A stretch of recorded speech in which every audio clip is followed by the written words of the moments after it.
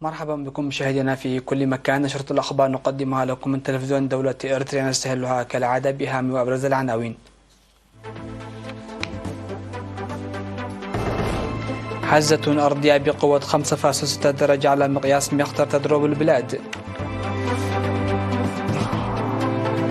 افتتاح المنتدى الخامس لتنظيمات الجبهة الشعبية في أمريكا. مديرية الضائع في الإقليم الجنوبي تشهد حملة تشجير واسعة.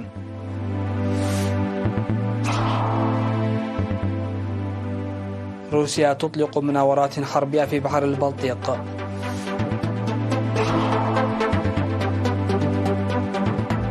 السلفادور تنشر آلاف الجنود وتطوق أمنيا منطقة في وسط البلاد. إعصار خاتون يقتل شخصا ويقطع الكهرباء عن مئات آلاف السكان في اليابان. أهلا بكم إلى تفاصيل النشرة. ضربت سلسلة من الزلازل بقوة 4.4 إلى 5.6 درجة على مقياس ريختر البلاد في الساعات 24 الماضية. وقد ضرب الزلزال الذي بلغت قوته 5.6 درجة في الساعة 8:15 مساء يوم الثلاثاء الأول من أغسطس على عمق 10 كيلومترات و11.6 كيلومتر غرب فورم، وكذلك في الساعة 10:37 مساء. وضرب سلسلة من الزلازل بلغت قوتها 4.7 درجة على مقياس ريختر في نفس الموقع والعمق بين الساعة 6:35 والثامنة صباحا اليوم 2 من أغسطس. هذا ولا توجد حتى الآن إصابات في الأرواح، غير أن مراسل إيرينا أفاد عن انهيار 5 منازل في كاريبوسا بمديرية صنعاء في الإقليم الجنوبي. وشعر السكان بالزلازل في مناطق مختلفة في مناطق الأقاليم الجنوبي والأوسط وعنسبة وشمال البحر الأحمر والقاش بركة. وكان الزلزال بقوة 4.2 درجة قد ضرب أيضا قبل شهر في 2 من يوليو 2023 نفس المناطق الجغرافية من البلاد.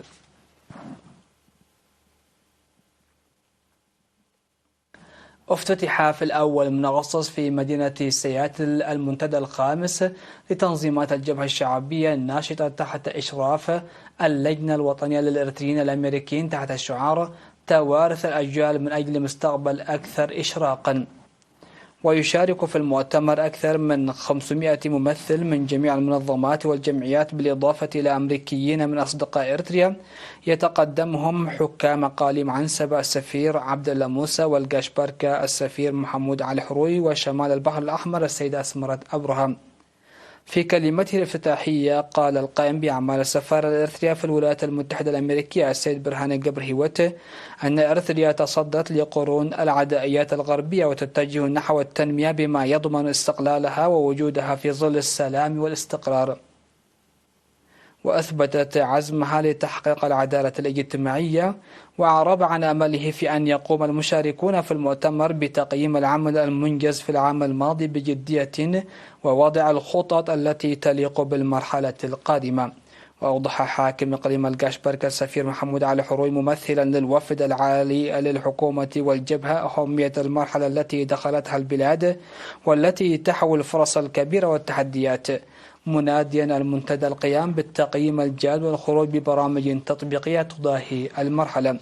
وبحث المنتدى تقارير تنظيمات الجبهة والجبهة الشعبية للديمقراطية والعدالة، وكذا شباب الجبهة الشعبية للديمقراطية والعدالة والاتحاد الوطني للمرأة الإريترية والأمانة وقوة عمل الدبلوماسية الشعبية. وقدموا توضيحا للمشاركين حول المهام التي قاموا بها في السنوات الماضية لنقل القيم الوطنية على الأبناء. وأحيا الفنانون الذاهبون من إريتريا حفلا فنيا في مناسبة الافتتاح.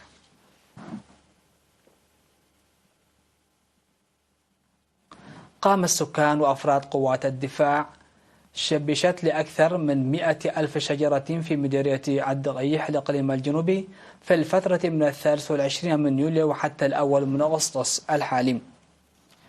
وأوضح مدير المديرية السيد هبتاي تسفازجي لدى تفقده أعمال التشجير إعداد الحفر وأنشطة حماية التربة وحفظ المياه مسبقا ساعدت في فعالية الحملة.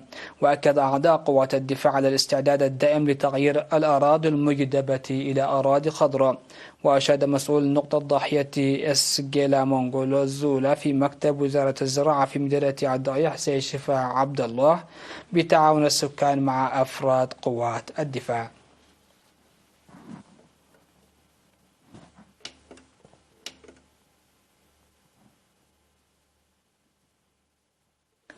قدم تنظيم الشباب العمال في إدارة الإقليم الأوسط دعما ماليا ل8 أسر الشهداء بتقديم مبلغ 2125 نعفة لكل أسرة في مديريتي عداق حموس وأخرية.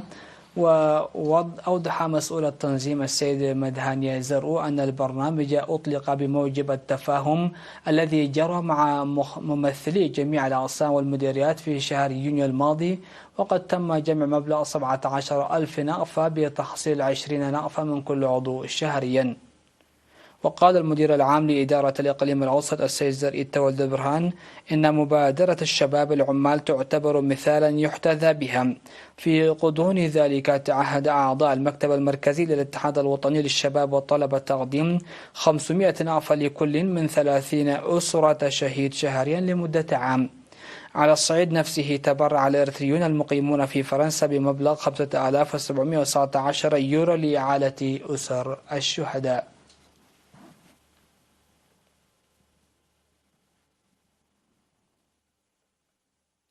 استشهد في 31 من يوليو المناضل الرائد سلمون تسفى ميكائيل أمام عن عمر بلغ 77 سنة جراء مرض ألم به وعلاج في الداخل والخارج. التحق المناضل سلمون بصفوف قوات التحرير الشعبية في شهر فبراير 1975 وخدم في فترة الكفاح المسلح في مختلف أجهزة التنظيم وبعد الاستقلال في القوات المقاتلة. وقد وري جثمانها الثرى ظهر اليوم 2 أغسطس في مقبرة الشهداء بأسمرة. وتنعي وزارة الدفاع استشهاد المناضل سلمون تسفى ميكائيل وتقدم تعازيها الحارة لأسرته ورفاقه وزملائه.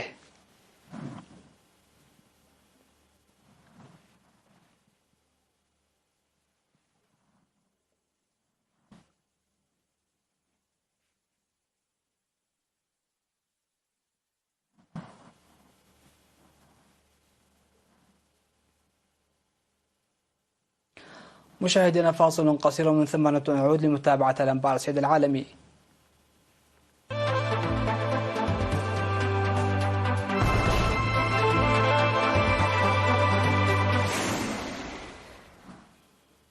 أهلا بكم. أطلقت روسيا مناورات واسعة النطاق بمشاركة عشرات القطع الحربية وآلاف الجنود في بحر البلطيق الذي وصفته وسائل إعلام غربية قبل أسابيع بأنه تحول إلى بحيرة الناتو مع انضمام السويد إلى الحلف. وقالت وزارة الدفاع الروسية أنها أطلقت مناورات أوشن شيلد 2023 أي درع المحيط. ذكرت أن المناورات الجديدة تتم تحت إشراف قائد لقوات البحرية الأدميرال نيكولاي إفمينوف. وتسعى المناورات لفحص استعدادات القوات البحرية لحماية المصالح الروسية في منطقة مهمة من الناحية العلمانية. وتشمل المناورات محاكاة لاتخاذ تدابير لحماية الممرات البحرية وقوات النقل والبضائع العسكرية وكذلك للدفاع عن الساحل البحري. ويشارك في التمرين أكثر من 30 سفينة حربية وزورقا و20 سفينة دعم و30 طائرة طيران بحري وقوات الفضاء الروسية ونحو 6000 عسكري.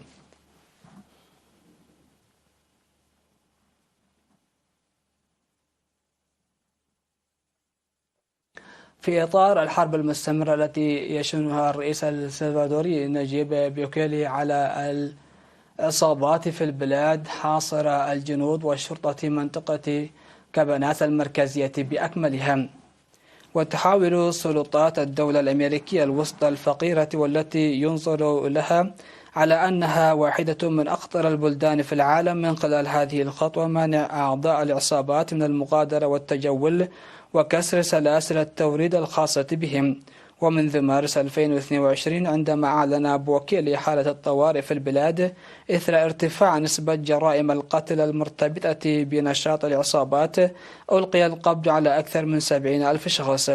في سلسلة من التدوينات قال الرئيس بوكيلي إن كاباناس وهي منطقة زراعية يسكنها أكثر من 160,000 شخص وتمتد على مساحة تزيد عن 1000 كيلومتر مربع، أصبحت المكان الذي يضم أكبر عدد من الخلايا الإرهابية، حيث يختبئ أعضاء العصابات في المناطق الريفية. وأكد أن الحصار لن يرفع حتى يلقى القبض على جميع المجرمين. في الوقت نفسه حث الرئيس السكان المحليين والسياح على التزام الهدوء واستكمال أنشطتهم العادية.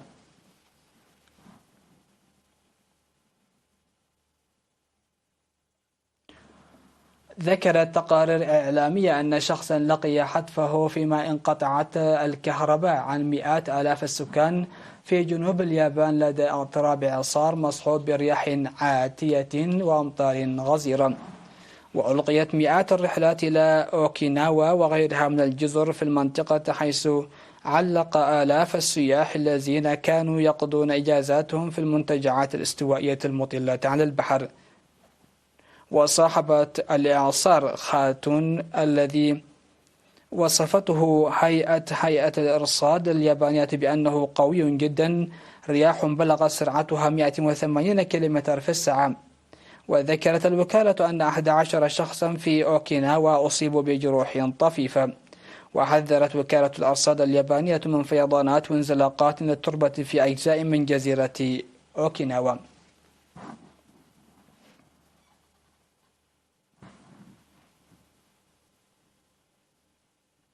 الخبر الأخير: شاهد الملايين من عشاق الفلك في العالم القمر العملاق الذي زين السماء في دول عدة في ثاني حدث من نوعه هذا العام، يكون فيه القمر في أقرب نقطة له إلى الأرض.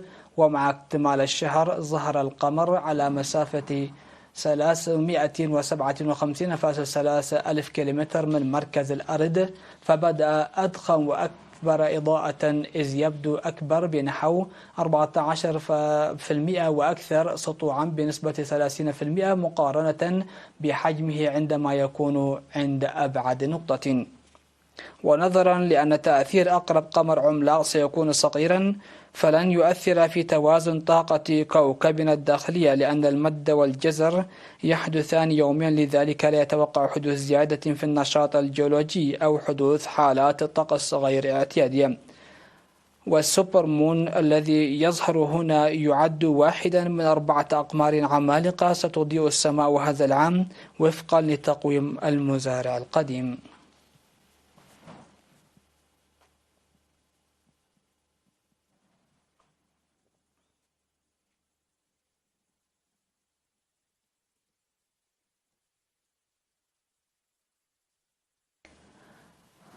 مشاهدينا الكرام، ختام هذه النشرة نتابع فيها أبرز العناوين.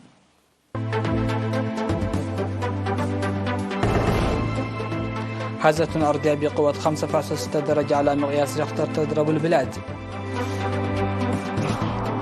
افتتاح المنتدى الخامس لتنظيمات الجبهة الشعبية في أمريكا.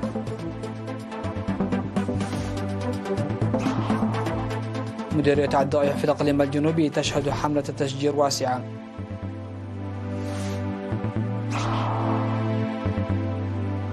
روسيا تطلق مناورات حربية في بحر البلطيق. السلفادور تنشر آلاف الجنود وتطوق أمنيا منطقة في وسط البلاد. وإعصار خانون يقتل شخصا ويقطع الكهرباء عن مئات آلاف السكان في اليابان. هكذا مشاهدينا في كل مكان نكون قد وصلنا وياكم إلى نهاية نشرة هذا المساء. شكرا لحسن الاستماع والمتابعة، ودمتم في أمان الله.